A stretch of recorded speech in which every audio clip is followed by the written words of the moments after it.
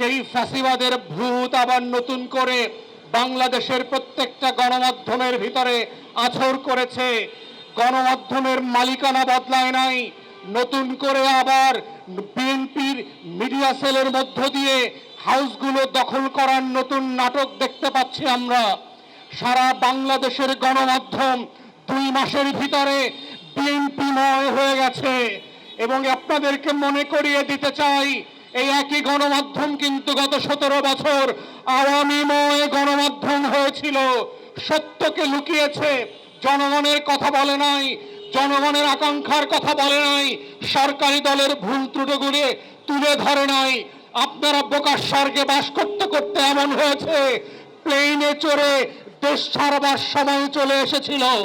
অতএব আজকে আপনাদেরকে স্মরণ করিয়ে দিচ্ছি, গণমাধ্যমের হাউস দখল করে, পদ পদবি দখল করে, নিউজ এডিটর দখল করে, হাউসের প্রোডাকশন চিফ দখল করে, সিইও কে দখল করে, নতুন নতুন বেতন কাঠামো চাপিয়ে দিয়ে যে বিএনপিময় গণমাধ্যম করবার চেষ্টা করছেন, আখেরে এটা সরকারের কোনো কল্যাণ বয়ে নিয়ে আসবে না।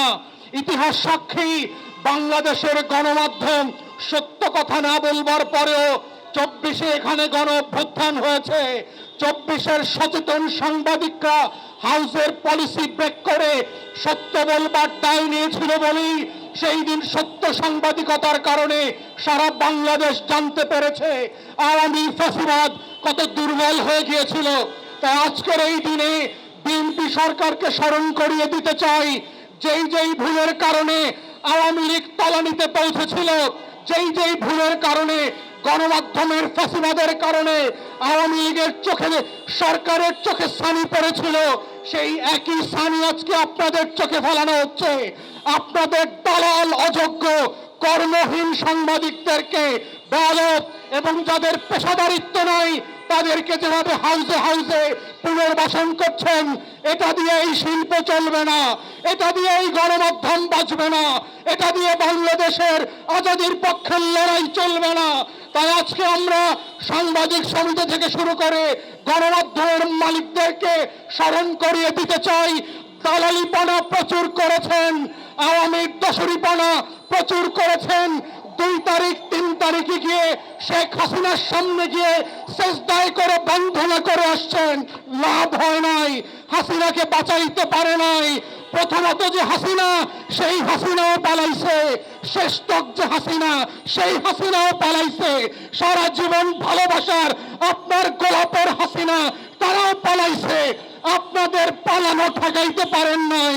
অতএব আমাদের বক্তব্য খুব পরিষ্কার, দালালি বন্ধ করেন, দশরিপনা বন্ধ করেন। আমরা সকল গণমাধ্যমকে, মালিক পক্ষকে, সাংবাদিকদের নেতারা যারা আছেন বিভিন্ন গুরুত্বপূর্ণ পদে, নিউজের দায়িত্বে, প্রোডাকশনের দায়িত্বে যারা আছেন, পেশাদারিত্বের সাথে কাজ করেন, তাহলেই হচ্ছে শিল্প বাঁচবে, গণমাধ্যম বাঁচবে, সাংবাদিকরা সম্মান নিয়ে সাংবাদিকতা করতে পারবে।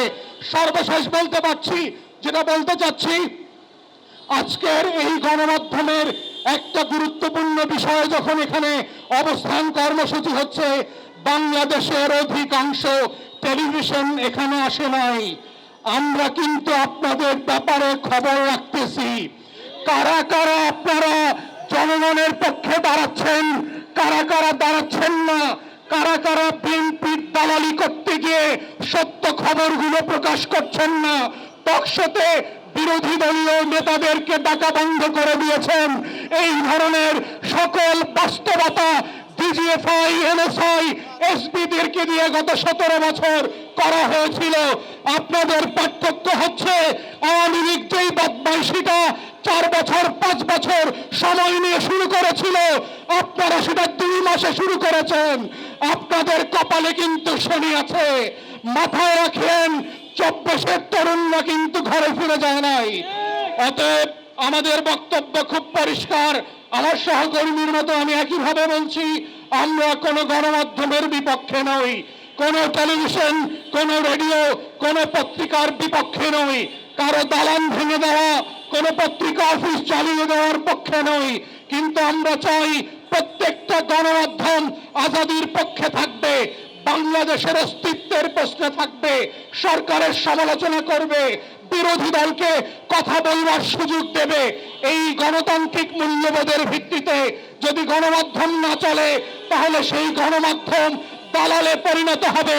আপনাদের টেলিভিশন না দেখেও আমাদের কিন্তু আওয়ামী লীগের সময় চলছে। আমরা আপনাদের টেলিভিশন তখন দেখি নাই, পৃথিবীতে বাতাবি লেবুর চাষ আমরা দেখি নাই, তাতে আমাদের ঠেকা পড়ে নাই।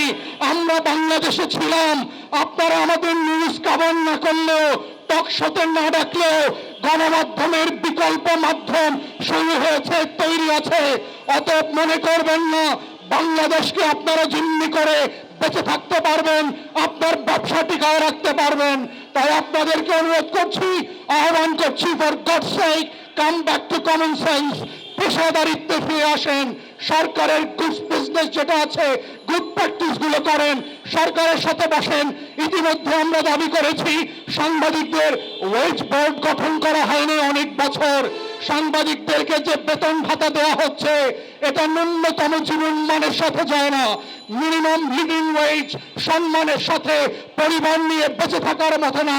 অথচ শিল্প মালিকরা যারা আছেন, গণমাধ্যমের মালিকরা আছেন, কোটি কোটি টাকা পয়সা এখান থেকে উপার্জন করছেন, কিন্তু সাংবাদিক যারা কূটকৌশলী আছেন, এখানে বিভিন্ন সেকশনে কাজ করেন, তাদের বেতন ভাতার কোনো উন্নতি হচ্ছে না। তাই আহ্বান করছি, ওয়েজ বোর্ড গঠন করতে হবে সরকারকে অবিলম্বে। এবং আমার সাংবাদিক কলাকৌশলী যারা আছেন, বিল্ডিং এর দারোয়ান থেকে শুরু করে, পিয়ন থেকে শুরু করে সকলকে সম্মানজনক, মর্যাদাজনক স্যালারির বন্দোবস্ত করতে হবে।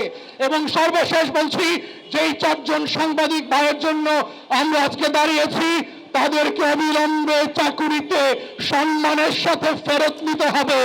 তাদের জন্য কর্তৃপক্ষকে জাতির কাছে ক্ষমা চাইতে হবে, ব্যাখ্যা দিতে হবে কেন এই আওয়ামীপনা আপনারা করলেন। যেই সাংবাদিকরা আজকে এই হাউসে আওয়ামীপনার সাথে জড়িত, আপনাদের 14 গোষ্ঠীর খবর কিন্তু আমরা জানি। মনে রাখেন না আমরা হাওয়ায় বাস করছি, গত 17 বছর আপনাদের দালালির ইতিহাসও আমরা জানি। অতএব সাধু সাবধান, পেশাদারিত্বে ফিরে আসেন, একটা হাউসকে প্রফেশনালি চালান, ডিগনিটিতে চালান, সম্মান মর্যাদার সাথে চালান, এবং এই সাংবাদিক ভাইদেরকে ক্ষমা চেয়ে অবিলম্বে চাকুরিতে ফেরত দেন। এটাই হচ্ছে আজকের এই প্ল্যাটফর্ম থেকে আমাদের গণদাবি। এই গণদাবি রেখে আমার বক্তব্য এখানে শেষ করছি। সবাইকে অসংখ্য ধন্যবাদ। আসসালামু আলাইকুম।